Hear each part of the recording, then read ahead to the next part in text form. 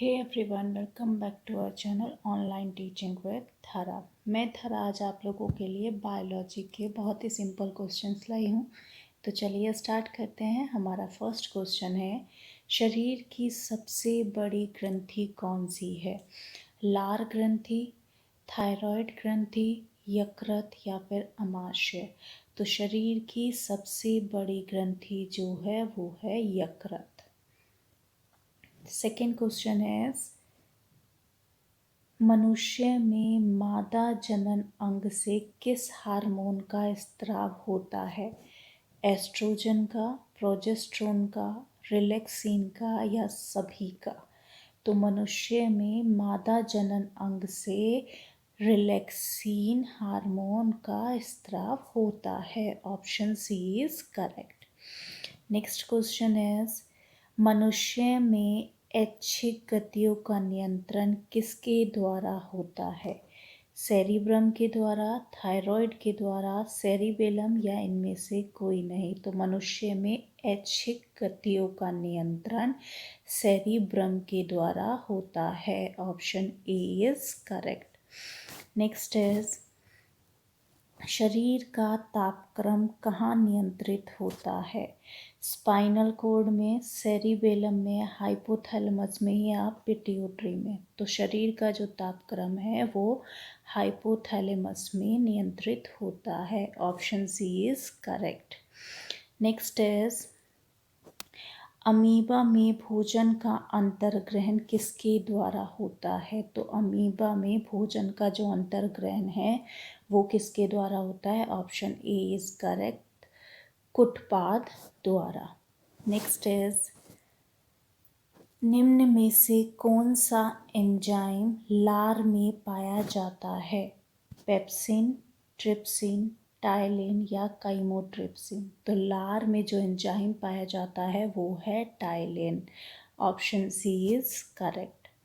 Next question is, वह प्रक्रिया जिसके द्वारा मनुष्य श्वास ग्रहण करता है तथा छोड़ता है वह है श्वसन, श्वासोच्छ्वास, प्रश्वास या निःश्वसन? तो वो कौन सी प्रक्रिया है? ऑप्शन बी इज करेक्ट, श्वासोच्छ्वास। नेक्स्ट इज,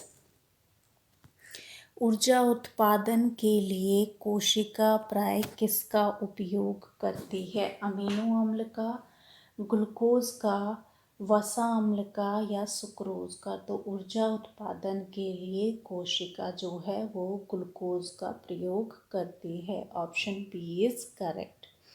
नेक्स्ट इज, किस अभिक्रिया द्वारा पौधों में ऑक्सीजन बाहरी वातावरण से कोशिकाओं में पहुंचता है?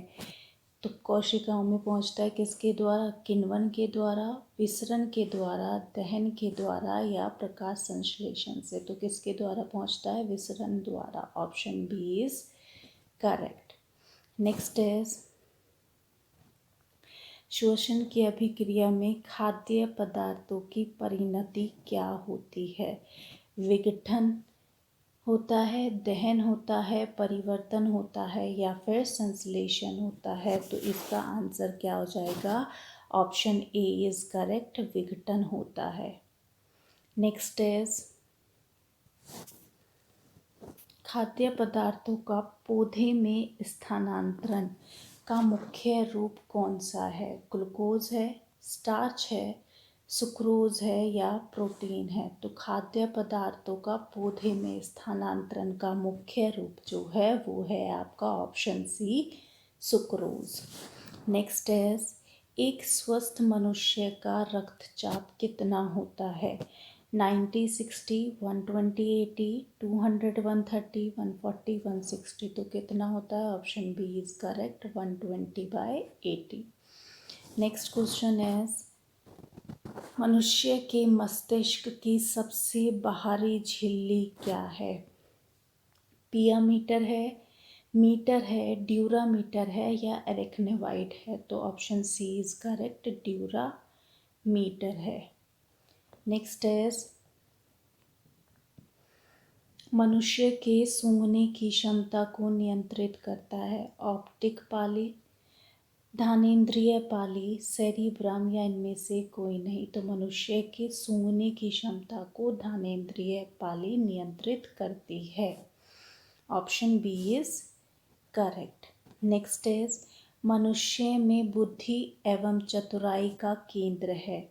सेरिबेलम, हाइपोथैलेमस, सेरिब्रम या स्पाइनल कॉर्ड। तो मनुष्य में बुद्धि और चतुराई का केंद्र क्या है? Option C cerebrum. Next is रक्त में ग्लूकोज की मात्रा नियंत्रित रहती है सोमेटोस्टेनिन के कारण, ग्लूकागन के कारण, कैस्ट्रीन के कारण या इंसुलिन के कारण। तो किसके कारण नियंत्रित रहती है? Option D is correct, insulin के कारण। नेक्स्ट इज ऑक्सीजन है, वसा है, कार्बोहाइड्रेट है, एंजाइम है या हार्मोन है? तो ऑक्सीजन एक एंजाइम है। Option C is correct. Next is जैव प्रक्रम के अंतर्गत कौन आता है? पोषण, उत्सर्जन, श्वसन या सभी? तो जैव प्रक्रम के अंतर्गत ये तीनों आते हैं। पोषण भी आता है, उत्सर्जन भी आता है और श्वसन भी आता है। तो ऑप्शन डी इज करेक्ट, सभी आते हैं। नेक्स्ट इज गोबर छत्ता किसके अंतर्गत आता है? परजीवी के अंतर्गत आता है, स्वपोषी के अंतर्गत आता है, मृतजीवी के अंतर्गत आता है या परासरणी के अंतर्गत आता है? तो गोबर छत्ता जो है वो मृतजीवी के अंतर्गत आता है। Option C is correct. Question number 20 is वायुमंडल में सामान्यतः CO2 पाया जाता है। 78%, 21%, 4% या 0.03%? तो 0.03% वायुमंडल में CO2 पाया जाता है और सबसे ज़्यादा जो कि 78% है वो कौन सी गैस पाई जाती है? वो पाई जाती है नाइट्रोजन। नेक्स्ट इज छाया में पनपने वाले पौधों को क्या कहते हैं? हेलियोफाइट्स, थियोफाइट्स, सियोकाइट्स या इनमें से कोई नहीं? तो छाया में पनपने वाले पौधे को सियोकाइट्स कहते हैं। Option C is correct. Next is मनुष्य में मुख्य श्वसन अंग क्या है? फेफड़ा है, नाक है, ट्रैकिया है या क्लोम है? तो मनुष्य में मुख्य श्वसन अंग जो है वो ऑप्शन ए फेफड़े हैं। Next is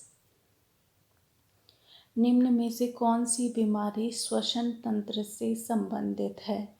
diarrhoea, TB, pneumonia या बी और सी दोनों? तो कौन सी बीमारी श्वसन तंत्र से संबंधित है? टीबी और निमोनिया। इट मीन्स बी और सी दोनों ऑप्शन करेक्ट है। तो डी आपका करेक्ट आंसर है।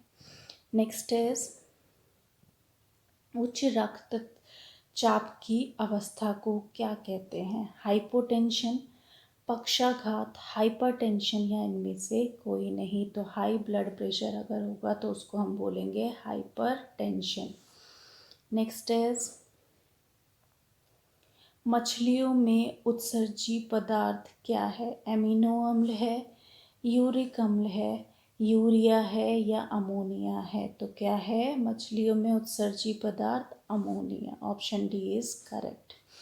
नेक्स्ट क्वेश्चन इज पौधों में आवश्यकता से अधिक जल किस प्रक्रिया द्वारा बाहर निकाला जाता है? अवशोषण द्वारा, वाष्पोत्सर्जन द्वारा, उत्सर्जन या प्रकाश संश्लेषण? तो पौधों में आवश्यकता से अधिक जल वाष्पोत्सर्जन की सहायता से निकलता है। तो option B is correct.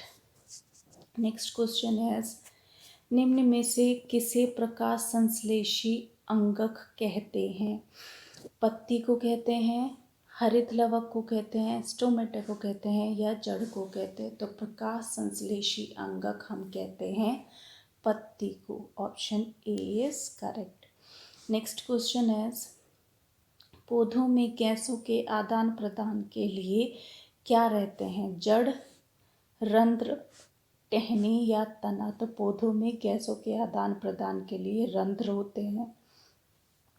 Option B is correct. Next is फेफड़े का आकार होता है गोलाकार, बेलनाकार, शंक्वाकार या अंडाकार। तो फेफड़े का जो आकार होता है वो होता है शंक्वाकार। Option C is correct.